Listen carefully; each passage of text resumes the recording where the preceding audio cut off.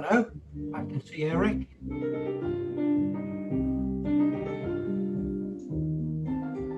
David? Hey, Elling, hi. How are you doing? I'm doing well, thank you very much. And you? Yeah, I'm fine. I'm good. Yeah. Oh, I'm trying to get Please everyone. Mute. Please all mute. Thank you. Alexander Pushkin, 1830.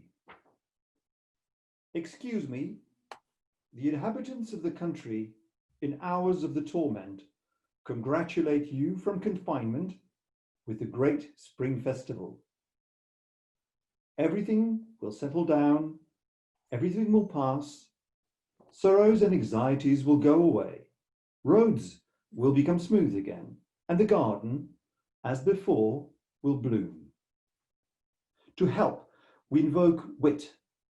We sweep away the disease by the power of knowledge, and the days of hard trials will survive as one family. We will become cleaner and wiser, not surrendering to the darkness and fear. Perk up each other. We will become closer and kinder. And let around the festive table, we will enjoy the life again.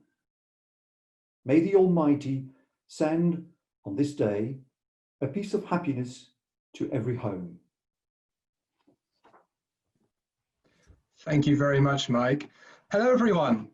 I hope you're well. Thank you very much for joining us today for our online ConnecTALKS workshop for Keeps with Mike van der Vijver.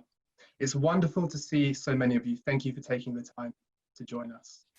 Now, before we start, I wanted to let you know how this session works and what to expect. For the next 45 to 60 minutes, in true connection style, Mike will be guiding you through an experiential, interactive, hands-on workshop. The last 15 minutes will be your chance to ask questions. I'm sure many of you have used Zoom before, probably quite a lot in the last few months, but if not, you can ask questions at any time by using the chat button at the bottom of the screen. When typing, you have the choice to share questions and comments with just the host, the connections team, or you can share with all attendees. It's up to you. We have David, Gemma, and Alex. If you give us a wave, who are all here from the connections team. They're on hand to help at any point during this session. So just message them directly if you have any questions. Comments and questions will be collated and discussed along the way. Others will be saved for the Q&A at the end of the session. The session works best if everyone has their screen on.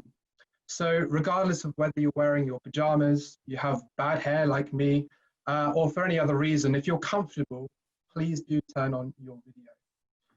Please keep your mic on mute unless you're speaking as part of an activity. The session is going to last between 1 and 1.5 hours, and it is being recorded. So if you have colleagues or friends who might also find this webinar useful, we'll be distributing this recorded webinar in the coming days. Mike, thank you very much for joining us. It's wonderful to have you here. Mike is a meeting designer and an intercultural and organizational consultant. Now, normally I would do an intro on the guest that we're welcoming, but instead of me doing a lengthy intro on Mike, why don't you help me by placing questions to Mike in the chat box below? What I'm asking you to do is put a question in the chat box which is relevant for your understanding of Mike as an individual and the session which is to come. I'll then ask your questions to Mike. So could we do that now, please?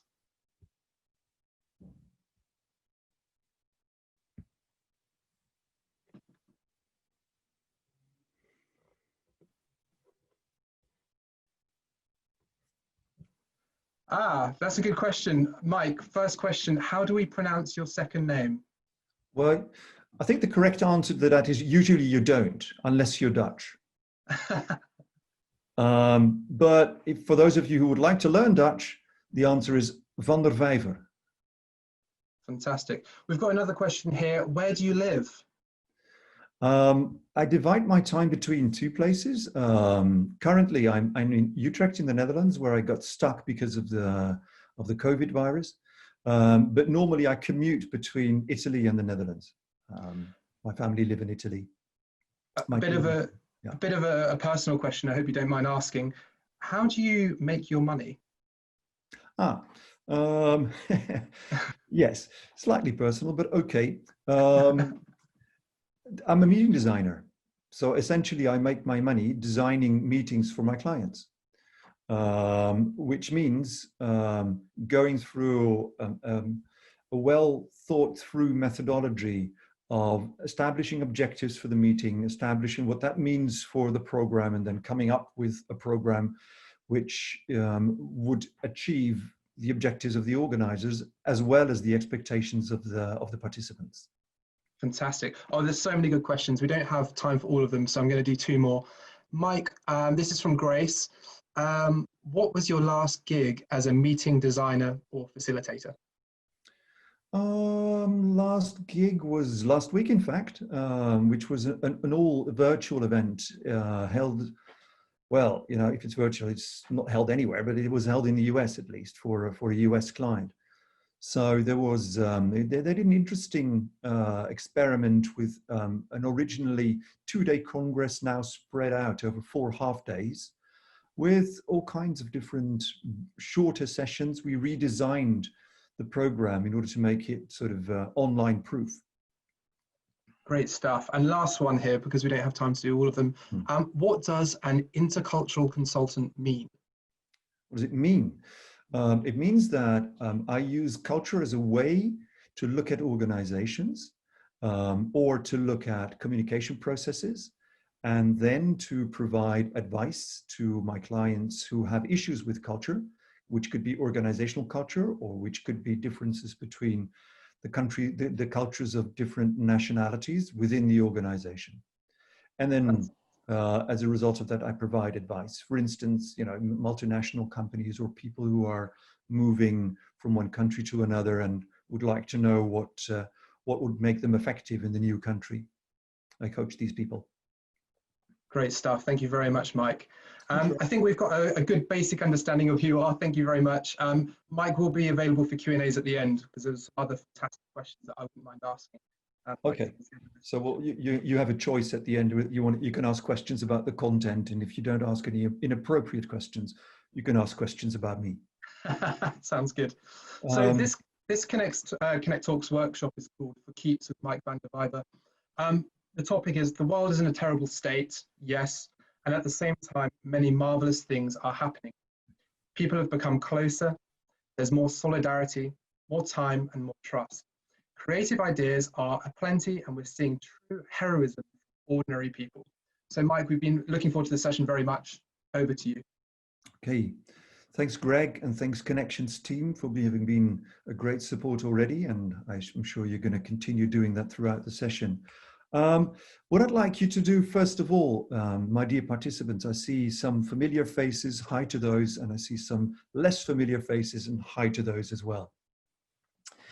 Could you all quickly get up, and I'd like you to get 2 things. Listen, I'd like you, first of all, to get a pen and a notepad. Maybe you already have it. If you don't, you need to get one. So if you have it, just show it now.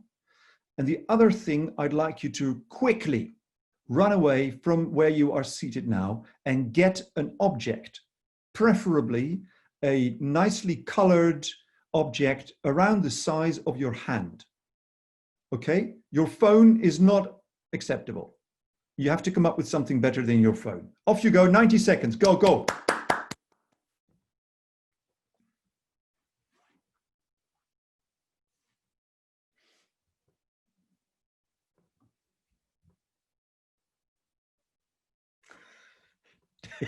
David has a hammer.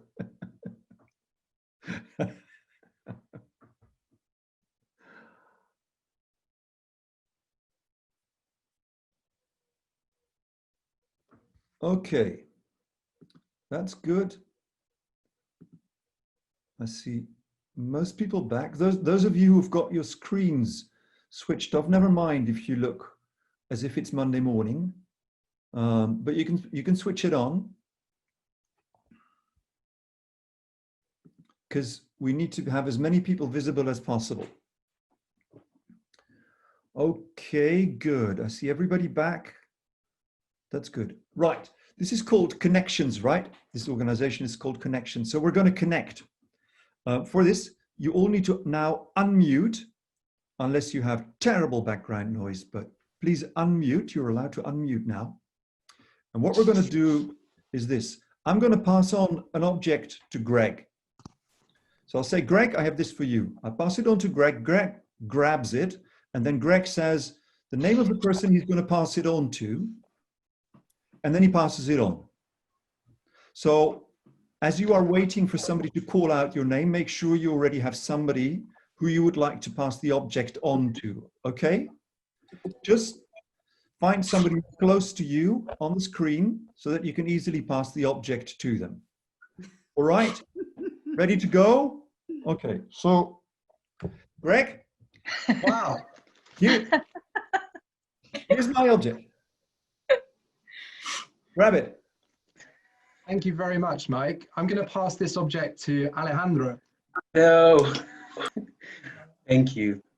I've got my mask, which is quite useful nowadays, and I'm going to pass it to, let me see, Jasmine.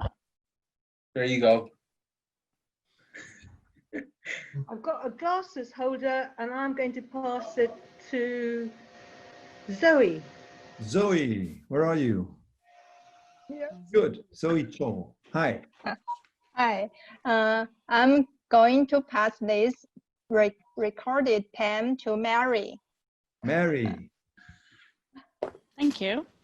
Mary Stedman. Hi. I'm in the backyard, so I've got a little golf hole here. I'm going to pass this on to Gemma. Okay, Gemma.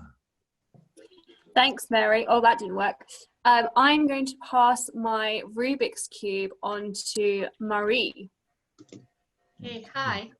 I'm gonna pass this glass object made by the sculptor, famous here in Romania, to Eric. Okay. Hi. Eric, you're on mute. You need to unmute yourself. Because I had duct tape on in my face. So problem. That's the reason. I'm gonna pass this to Han. Here, Han, here you are. Okay, grab it, Han. To me? Yeah, yeah. Yes. Messages. Ah. Pass to David. Okay. David, you got it? Quickly, because otherwise the hammer falls. Who are you going to pass it on? I'm going to pass this quickly to Alfredo Serrano. There you go. Thank you, David. I'm going to pass this, my alcohol, to Diego Juárez. Okay, I'm going to pass my bottle to Rosa Reyero. Okay. Diego, you're very lucky. You got nice alcohol to put in your bottle. No, only water. Pass this Maybe later. beautiful red duck to Mike. I think he's the only one who hasn't had anything from anybody. Not yet, thank you. Let me see. Is there anybody out there who hasn't received anything? Rosabelle, I'm passing this on to you. Thank you, Mike. I've got this little mobile phone holder I would like to pass on to Patricia, please. Thank you. And I'm gonna pass my elephant from Thailand to Ailing. Thank you. And I'm going to pass this humidity meter to Zoe. Have you had anything yet, Zoe? Yes, to Greg. It's okay. You can get twice. That's fine. No. Okay. Yeah, I pass it to Zoe, and you pass it on. Okay, so it's my turn. Yeah. I'm gonna pass this bottle to Grace. I'm going to pass on this alarm clock to Debbie. I'm going to pass on this made in Taiwan reusable food bag to Zhang Wang. 2. Xiangwen, yeah.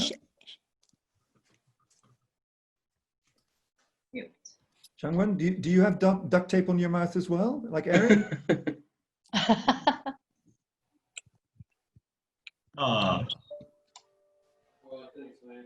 Xiangwen? You can type the person, Xiangwen, if you want. Type it.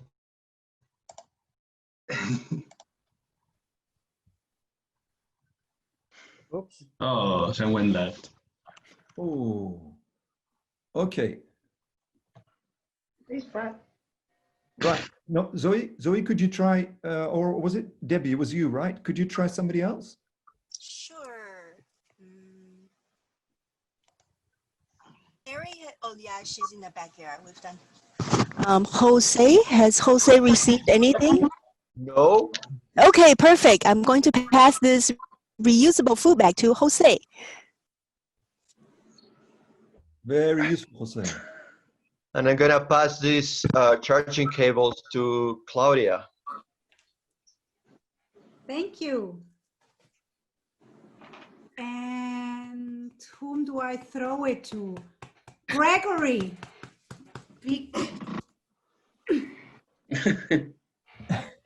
Great. Thank you. Thank you, Claudia. This is going back to you, Mike, now. You ready? Greg, to Sumaira. To Sumaira. Sumaira, I'm sorry. This is going to you. We can't have anyone without a gift. Yeah, no, not a problem. So I'm gonna pass my gift to let's say Yasmin Sayed. I believe she hasn't received anything as yet. Somebody was raising their hand. Thank you. I've got the stress bag and I'm going to return it now to Mike. Okay, thank you, Yasmin. Good, thank you. We've all had a turn, I believe now, which is good, because this organization is called Connections. So even virtually, we can connect. And by the way, last week, my colleague Eric, the person with the duct tape, he challenged everybody who was present last week to do an experiment in an online meeting. This was my experiment. Eric is going to come back in June in one of the Connections talks again to see what other people have experimented with and to collect all those experiences. So stay tuned with him as well. Right. Today, we're going to talk about what is it that we would like to keep about this strange period. I hear lots of people around me saying things that all of a sudden they have rediscovered or discovered and which they think are of value to them. And I'd like to explore with you which of these things play a role in your life. What is it that you would like to keep in your working life or in the connection between your private life and your working life about this period. And then we'll talk about how this can be done, how in organizations or in your personal life, how can you keep these things that are for keeps. To do this, I'd like to have a bit of an idea of the types of organizations all of you work for. So I asked you to take the notepad. Could you now write down on your notepad, really large, how many people work in the organization you work for? And if you're on your own, that's okay, you're a self-employed person, then in your organization, there is one person.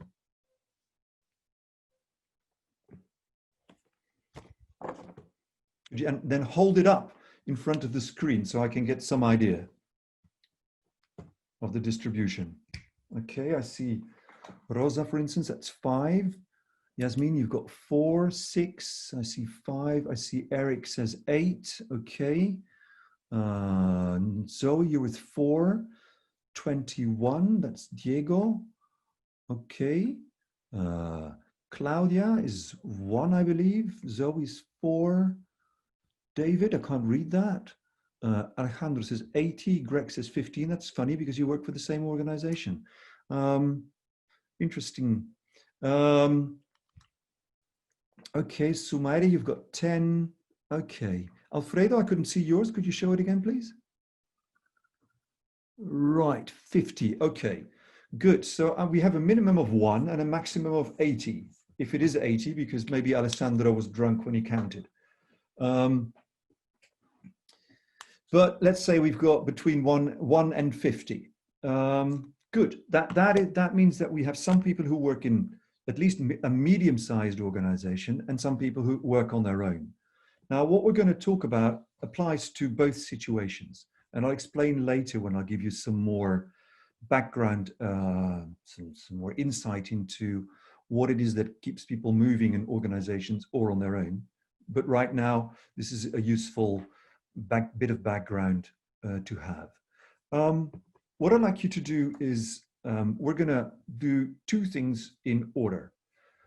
First, when I say go, not yet now, I'd like you to write down on your notepad two things that you find really valuable and that you would like to keep about this period. So two things related to your working life or how your working life interacts with your private life. Once we've all done that, we're going to break you up into small chat rooms with 4 people in each room. Once you're in the room, I'd like you to exchange with the other people in the room your 2 for keeps, and then decide together on some things that maybe everybody would like to keep. And come up with 2 things. So each group produces 2 outcomes. Then you need to decide 2 people who are going to write up these outcomes when we're back in the plenary. And you will write, and these 2 people, 1 each, will write the outcomes up in the chat box for everybody to read. So I'll quickly repeat the sequence. First, you write down 2 things you would like to keep that you think are really valuable to you. Then we go into the chat rooms for 5 minutes. You exchange your for keeps, you explain your whys, and together you decide which of the 2 you all would like to keep. Okay, so I see extra time and connections, green meetings with no paper and fewer production items, quality time and creativity, continuous learning. Okay, connections and time, that's similar to the previous one. More learning, I'm taking some notes. Okay, Korean. Oh, there's a phone call to people for no reason. Telling stories, staying healthy. We had staying healthy in the group where I was as well. To cycle, interesting, okay. Communicate, that's an interesting one. So previously people didn't communicate.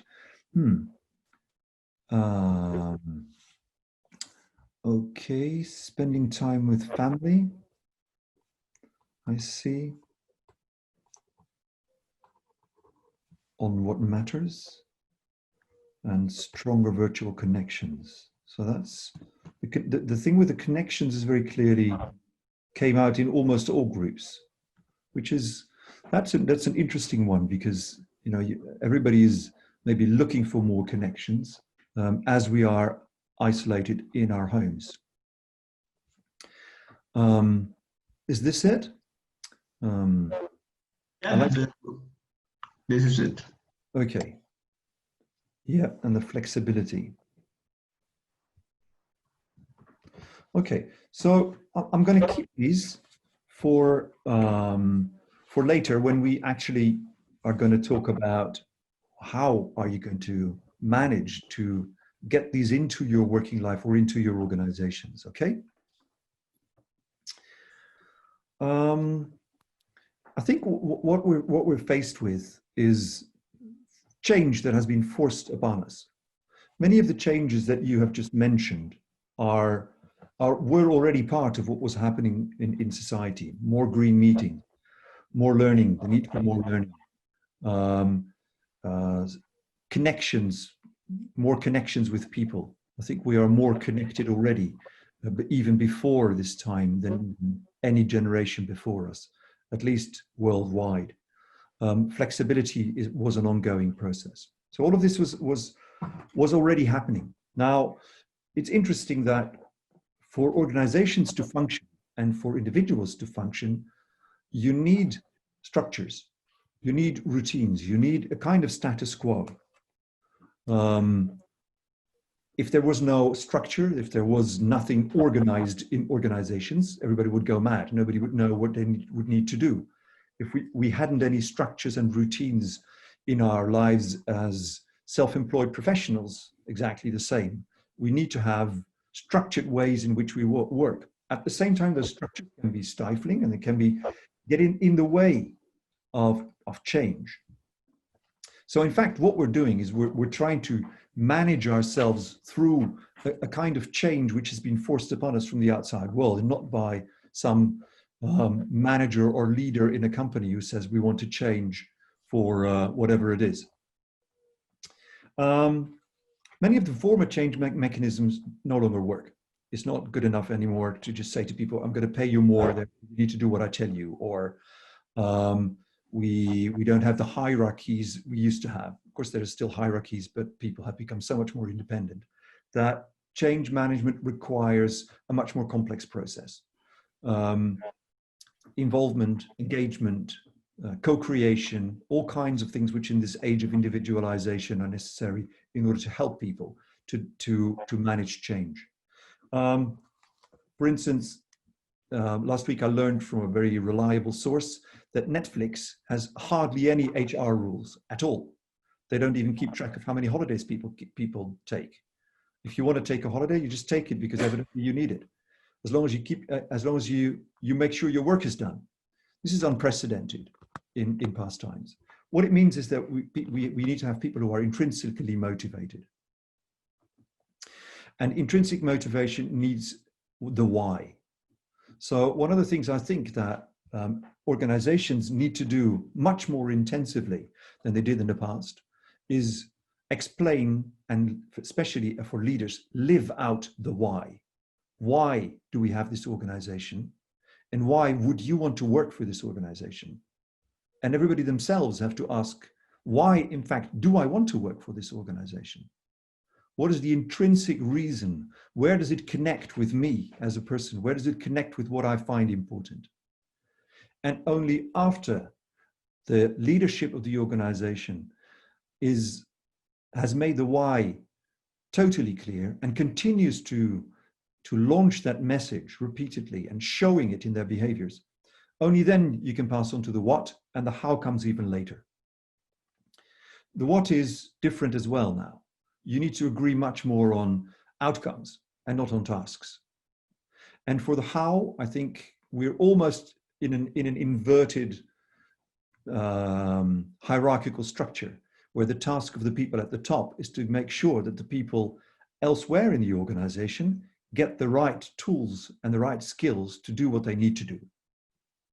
And the ultimate objective there is to get in some sort of flow. Help the people who work for you to get in some sort of flow, the flow that people who work in sports have, or the flow that people in art show you when they're on stage, for instance. So first the why, then the what, then the how. Now, in practice, how can you do this? So David, we had agreed that you were going to show a slide here. And this is just a slide with a really simple mechanism for change. And I like models, and I particularly like them when they're simple. So next slide, please. Okay. So this is a really simple change model that everybody can use. First, whatever it is that is changing, make it understood, which in terms of organizations means define outcomes and the reasons for achieving these outcomes rather than tasks. Then make it easy, which means make sure everybody who needs to achieve those outcomes has the necessary resources and skills. And that applies to you as an individual just as much as for people elsewhere in bigger organizations. Then make it rewarding. Rewarding means that, then make it desirable. Desirable means exactly the why. It is desirable to be a part of this organization because this organization is something I believe in, and I believe in what I do myself.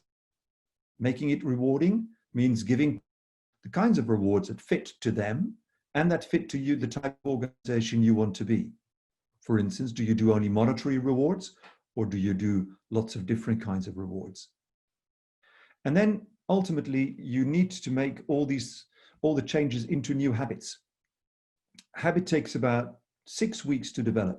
And it's interesting to see that, in fact, new habits are taking root in organizations and in people's working lives. You can see that after the initial shock, now people are asking me, for instance, questions about, well, we're getting into a situation where the energy is lower, the initial drive that people had because of everything that's new has become part of daily routine. So now how do we go about things? How do we instill these new habits and at the same time make sure that then the whole change cycle is closed again? Now, let me give you an example. My nephew, he works in a law firm here in the Netherlands, and there's quite a nice law firm. So in their office, they have a nice bar with 2 baristas who make beautiful Italian coffee. And I live in Italy, so I know what he means. Now he's home, and he makes lousy coffee for himself because he's Dutch and he can't make proper coffee like Italians do. Like me, I'm Dutch, I can't make proper coffee either. So he asked me, what would be necessary? Well, I say, ask your boss to invest in a van and send the 2 baristas around to your home. This is not a huge firm. They have about 100 people. So if the baristas do a good job, they could easily come twice a week and deliver you a really nice cup of coffee. This would be an expression of how the boss creates a new habit and how he expresses a rewarding attitude for the people who work for him. So that's how this cycle could work. Okay, I'd like to move on to the part where I'd like to connect what you just produced in terms of outcomes of what you would like to keep with what is my main field of knowledge, and that is meetings. Because meetings are a really important vehicle to bring change to organizations and to keep change in organizations. It's a vehicle for organizational culture. So what I'd like you to do next, and then I'll comment on the combination of the outcomes of the 2 group work things that we've done, is you will be assigned to different groups again in chat rooms. So you'll quickly, if you get new people to work with, talk to them and introduce yourselves. And then what I'd like you to do is, in about 7 minutes this time, focus on meetings. Look at the changes that you've had in meetings and what about those meetings is different now compared to what it was before. We've had some comments about green meetings, but that's more events. I'm thinking about the actual meetings where you do your work now. We're all confined to our homes, essentially, with very few exceptions, such as the people in Taiwan. They're still free to circulate, but most of us aren't. So all of your meetings have changed. Can you discuss together what the main changes are? And then again, draw 2 conclusions at the end of the group work and write up these conclusions when we go back into plenary into the chat box. And it's easiest if, again, you pick one person to write up one conclusion and a second person to write up the second conclusion. If all of this is clear, could you raise your thumbs? And if there is a question, that person can unmute and ask the question. But I see lots of thumbs up. So here we go. David, can you make new breakout rooms, please? Quality of facilitation.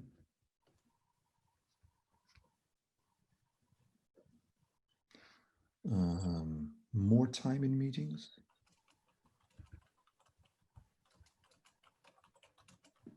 Create engagement.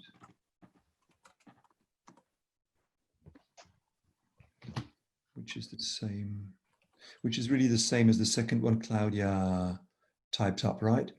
Virtual needs to be well prepared in order to have a meeting that adds value, which is about the same as the second one from Alejandro. Okay. Do we have anybody still typing? Yes. Good. Yes. Good. I think Ellen is typing. Yes. Boom. Wow. Take that. more open. Yeah. Flexible. Okay. It's tiring, but the focus, yeah, Ellen, you're right about more attention, paying more attention, which is focus. That came out in the group where I was as well. And online meetings are typically badly designed, so there's a great need for learning. Yeah. So if we I think we have one more. Got one more, great, okay. Can I just comment on one of ours, Mike, before you move on? It was Alfredo who came up with his experience that people are more open and flexible in online meetings. And he says, you know, I can see your living room now. You know, that brings us closer. Yeah. It was a very interesting observation, I thought. I thought he was going to say the opposite, that you feel closer in a physical meeting. Yeah. Yeah.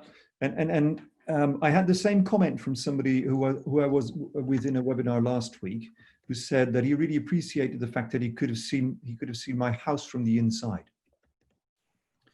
compared to when you are in an ordinary conference type kind of setting where everybody is just their professional self. So I guess, Alfredo, that's what you were referring to, right? Exactly. Yes. Yeah. Okay. So interestingly, we see a really interesting mix of things that I think for many have come as a surprise of how potentially online meetings can be effective. But at the same time, we're seeing that there's a whole series of comments also there, which show us that as they are being done, very often they aren't, because they're poorly designed and or they're poorly led or facilitated. And here's where the meetings meet, if you will, your comments that we had beforehand.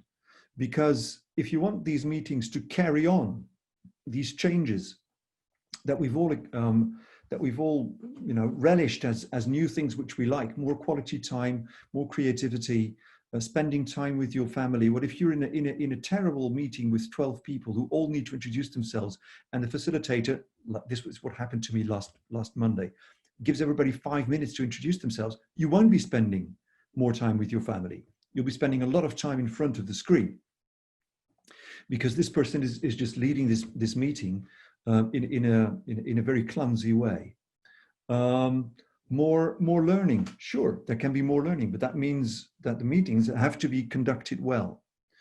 And so, in fact, the conclusion is, not surprisingly perhaps, that for online meetings to be successful, we need to be even more aware of the fact that the margins for online meeting are narrower.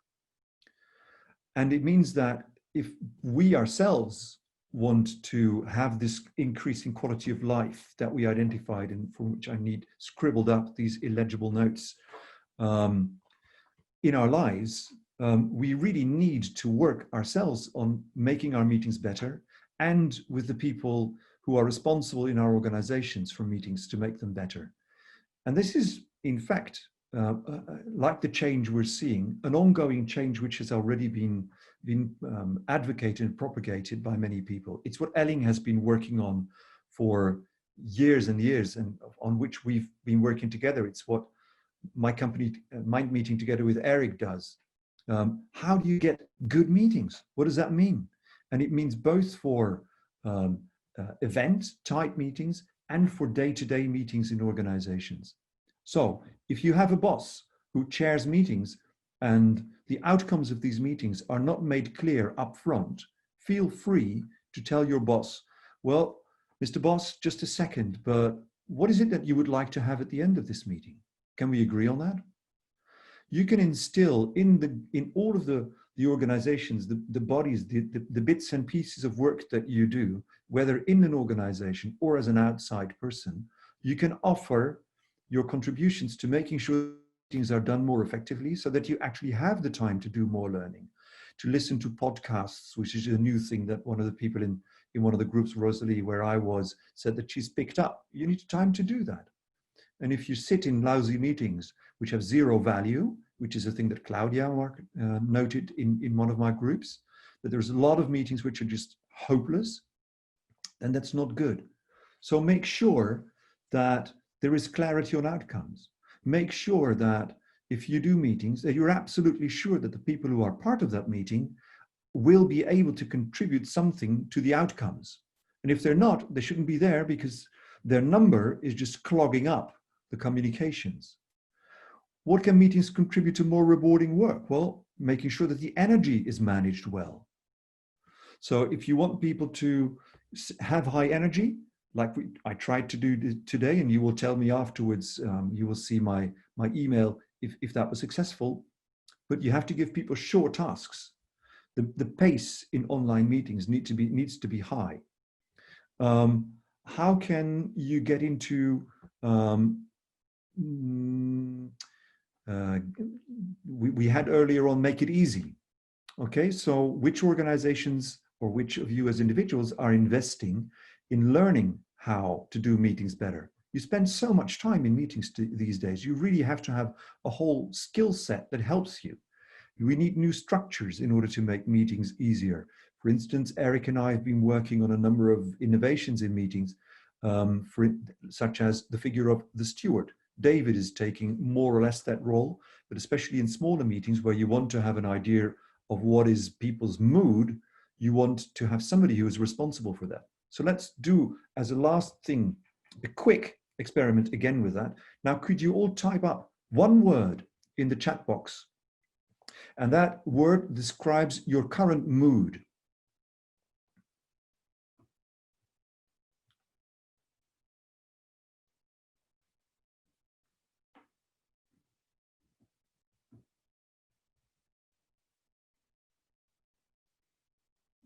Thanks, Aline.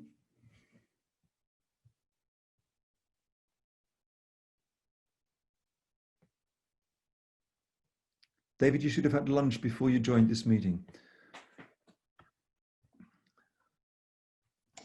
Makes me sleepy. That's okay. We'll be done in 15 minutes. Good. Okay. So this is a way in which we can only partly substitute for the lack of non-verbal communications, which is inherent in these meetings. Yes, you can see faces up front, which is an advantage, but you don't see a lot of the other non-verbal communications. You can't touch people, which in some cultures is absolutely vital. You can't see it when somebody just slightly turns away or looks away. I can't focus on everybody's face, giving me all of their expressions continuously. So you need ways in which you can substitute what happens in face-to-face meetings, and then we need ways that capitalize on what is actually potentially better with online. And we've seen a number of those things expressed, like the one that Alfredo mentioned. Yes, it's nice to be able to have a look at the interior of somebody's home. I can see Elling's living room there, which is a nice detail behind him. You can see my bookcases behind me. I could see David's hammer. I mean, these are vital things in life, aren't they? Right.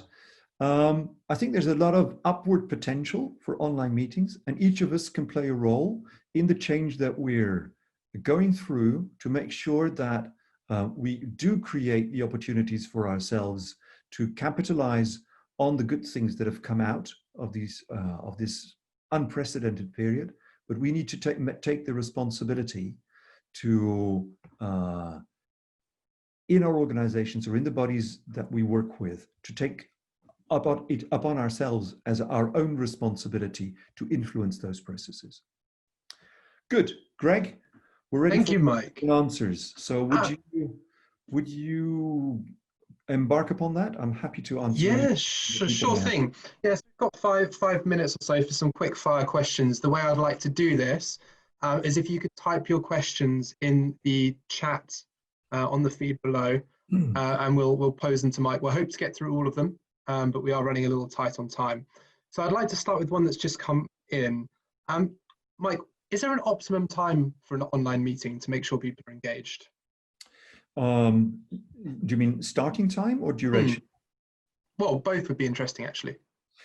The interesting thing is, of course, that with one of the things that also came out of the discussion that we had in our group is that you have many, many more multinational meetings with people calling in from all over the world. So it's really hard to set a starting time.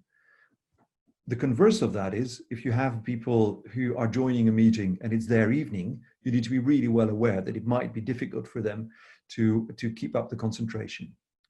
So what I've been experiencing as a rule of thumb, anything that lasts beyond 2 hours is going to be heavy.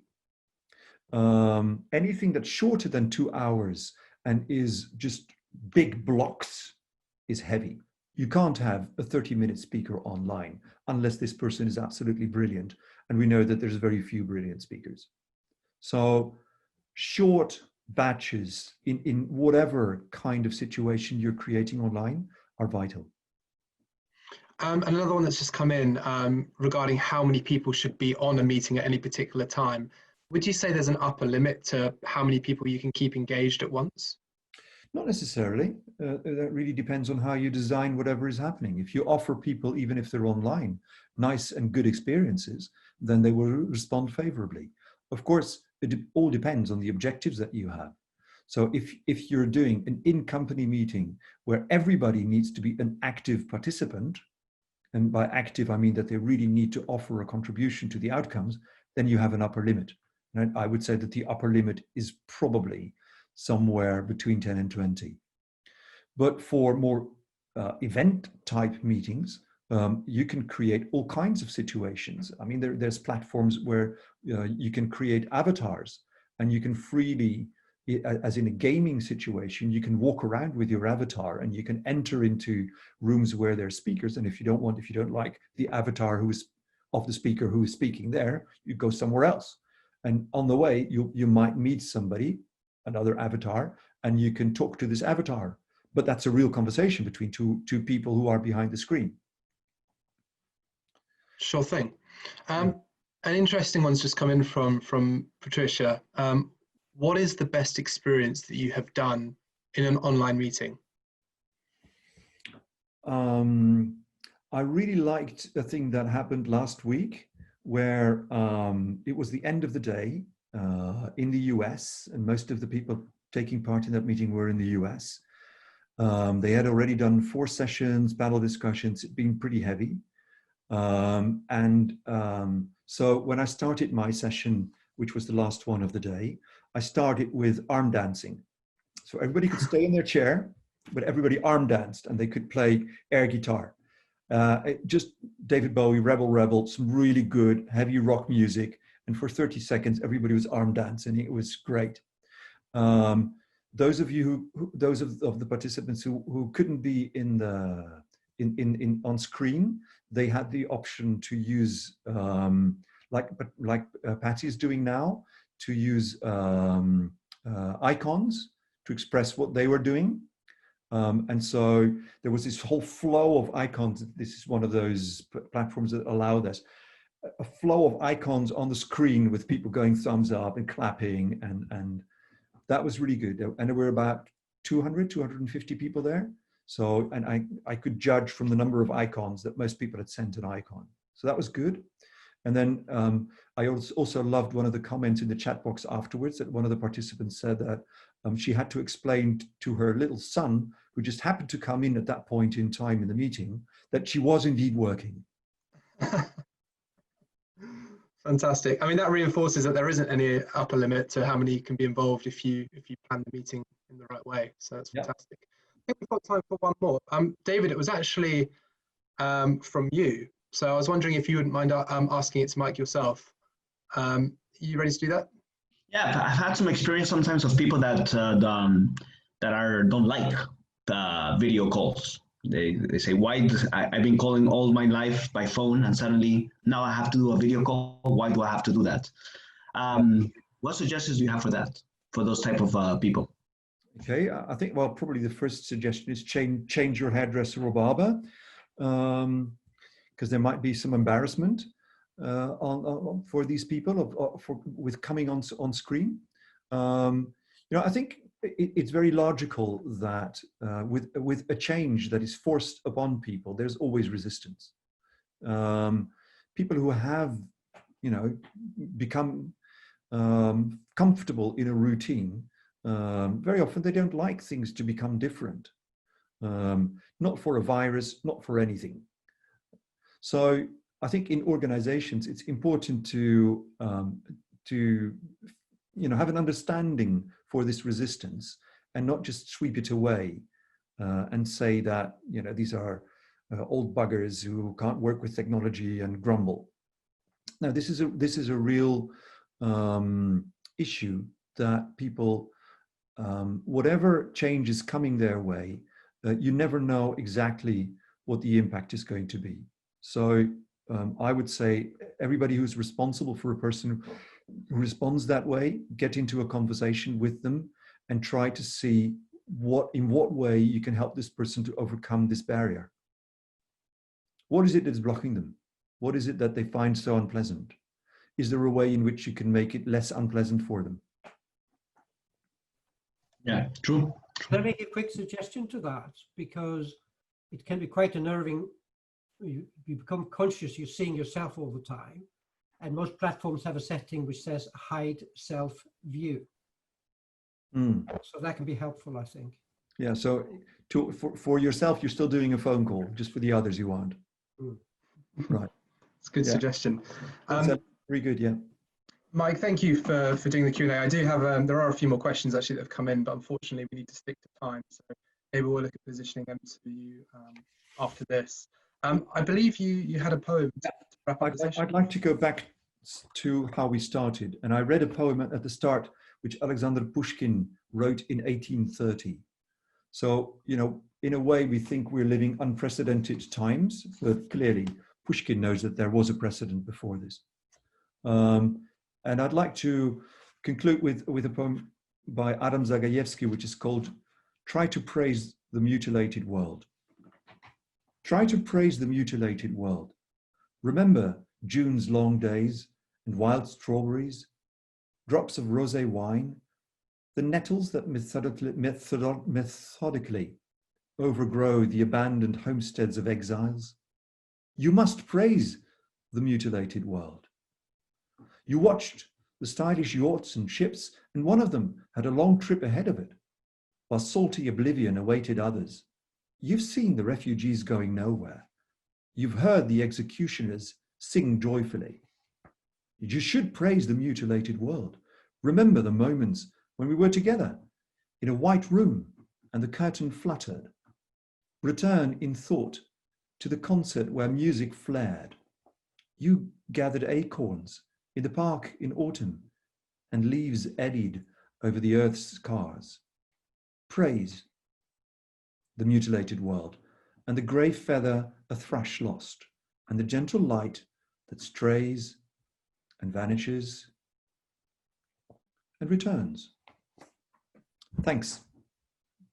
Wow, thank you very much, Mike. Thank you so much for your engaging session and for giving us all so much insight. I found it very useful and I'm sure everybody else felt the same. Thank you everyone for joining us, listening, contributing and being good sports. It's great to have you with us. As promised, we'll be sharing this recording out with you as soon as we can. So thank you very much, Mike. We appreciate that. We have an amazing lineup of interesting and insightful content for you coming soon. So next Wednesday, the 3rd of June, we'll be joined by Claudia, who will be leading the ConnecTALKS workshop on sustainability. Since lockdown has been our ecological reset, Claudia will help us rethink, redesign, and take responsibility in the way we rebuild our businesses. On Thursday, the 11th of June, we have a ConnecTALKS Asia panel, which is a members-only session. We'll be joined by Mario Hardy, the CEO of Pata, Isao Numano from Regency Group, and Renu Basu from Tata Group, who will discuss the state of play in the industry in Asia. The following week, on Thursday, the 18th of June, we'll be back for part 2 of Eric the Group's ConnecTALKS on searching for the holy grail of online meetings. We're looking forward to that very much, Eric. Many of you joined for our first session with Eric, so I hope you've worked on your activity. and we're looking forward to hearing your results. Finally, for members, we have the first Connections virtual week between the 13th and the 17th of July, where in true Connection style, we are preparing a bespoke digital agenda for your online one-to-one meetings. You'll be able to set your availability based on time zones and personal preferences of who you'd like to meet and where they are based. There are more details to follow soon. So that's what we have coming soon. Make sure you register for whatever takes your fancy. In the meantime, I hope our members are enjoying the new Connections online community. We have more features coming soon and we'll share them with you as and when they launch. It has to be said that now, more than ever, our industry must stay connected. For those new to the Connections community, our platform allows Connections leaders to connect and chat with each other, discover exclusive benefits, and learn more through our online educational programs. Today, we've improved the system to allow members to upload PDFs, images, and video links to help members discover more of our wonderful showcase product. If you're not a member, please get in touch if you're interested in joining us. All that's left is to please let us know if we can be of any help, if we can lend a hand, big or small, or if you're in need of a comforting conversation or a chat, we're here for you. So wishing everyone a wonderful, happy and healthy rest of week, and thank you very much for joining us. Goodbye, everyone.